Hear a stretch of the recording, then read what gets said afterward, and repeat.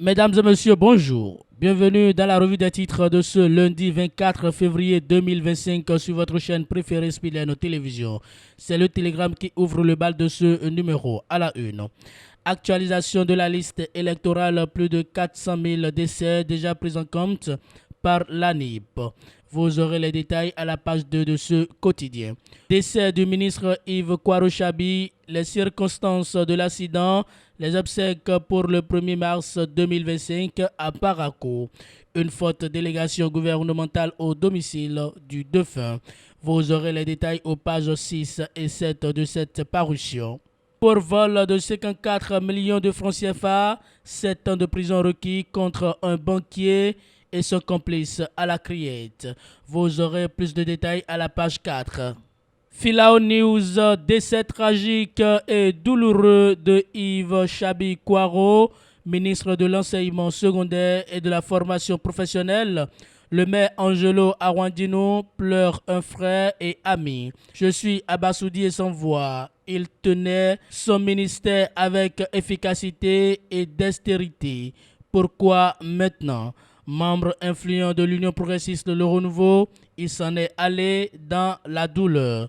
Promptitude, solidarité du président Joseph Diogbenou et autres personnalités. Le rapport du directeur départemental de la police républicaine Borgou, 1er mars 2025, la date de son inhumation.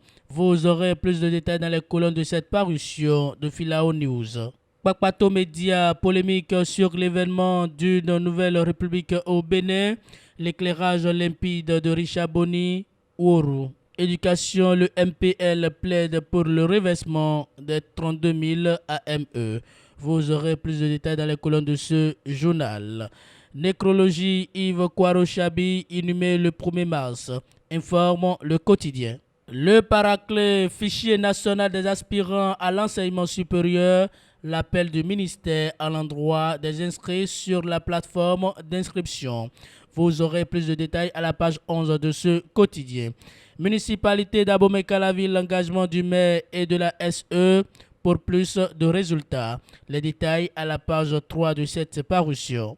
Le matinal agenda du président de la République, Patrice Talon, n'envisage aucune tournée nationale. Le démenti du porte-parole du gouvernement. Accident mortel du ministre Kouaro Yves Chabi. Les condoléances du groupe KDK. Le film du drame, l'inhumation prévue pour le 1er mars à Parakou. Et pour finir avec ce quotidien, fiabilité de la liste électorale informatisée pour les élections de 2026. L'ANIP donne des assurances, 45 jours pour auditer la LEI par 4 experts. Le comité de pilotage rencontre le chef de l'État ce jour, informe le quotidien. Le challenge désignation des candidats pour la présidentielle 2026, l'organisation des primaires, une option suicidaire. Les différentes formations politiques affûtent leurs armes pour aborder dans de meilleures conditions les élections générales 2026. Et pour la présidentielle, l'option des élections internes des primaires est envisagée, même si cette disposition applaudie par certains répond à des soucis de transparence et de clarté, elle risque de créer plus de dissensions internes et de confusion. Dans le contexte préélectoral actuel, l'association à Patrice Talon déchaîne les passions et laisse libre cours à toutes les interprétations. Quoique ouvert, l'enjeu politique est pour certains l'ultime occasion pour espérer le Graal, la plus grande ascension politique. Il n'en demeure pas moins pour raviver la flamme des rivalités internes. À cette allure, au sein de la mouvance que l'opposition, il va falloir mettre les bouchées doubles pour ne pas aller en rang dispersé à cette élection. Et c'est justement à ce niveau que l'idée de primaire peut s'avérer suicidaire. Vous aurez les détails à la page 3 de cette parution. Messe de requiem à l'église Saint-Jean de Cotonou, le président Louis Vlavonou soutient maître Adrien Hungbeji et pleurer. Suspension de l'USAID et de l'aide publique américaine. Rigobert Orugani, président de Social Watch Bénin, s'exprime au micro du groupe de presse. le challenge. Vous aurez plus de détails à la page 9 de ce quotidien. Palmarès, mise à jour des données SIM. Les abonnés ont jusqu'au 30 mars pour se conformer, informe le quotidien. Avenir de la régulation des médias en Afrique, le réseau des instances africaines de régulation de la communication RIAC adopte son plan d'action pour 2024-2026. Vous aurez plus de détails dans les colonnes de ce journal. Élection 2026, l'ODEM et la Cour constitutionnelle s'accordent sur l'éthique dans les médias.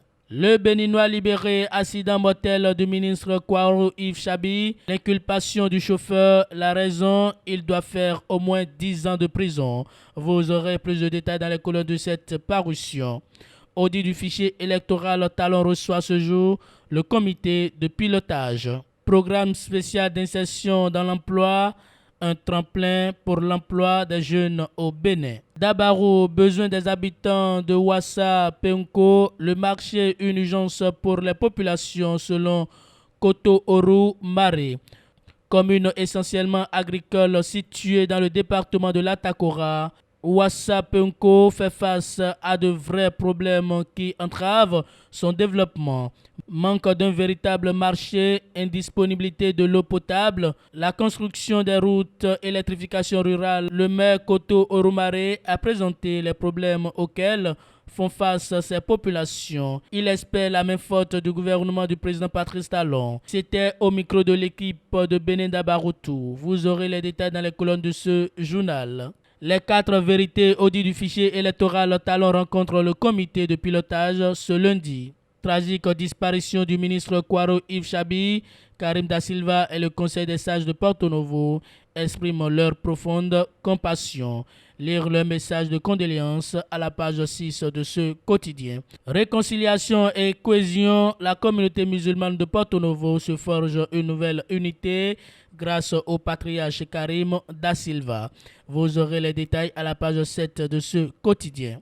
Communiqué de l'ARCEP Bénin, l'identification des abonnés des réseaux GSM prend fin le 30 mars. L'informateur Wilfried Léandre Hungbedia à propos de la supposée tournée du président, il n'y a rien de tel dans l'agenda du chef de l'État.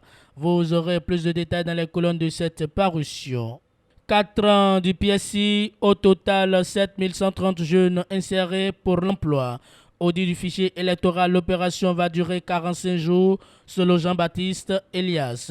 Vous aurez plus de détails dans les colonnes de cette parution. Mesdames et messieurs, c'est tout pour la revue des titres de ce lundi 24 février 2025 sur votre chaîne préférée Spider Télévision. Merci pour votre fidélité.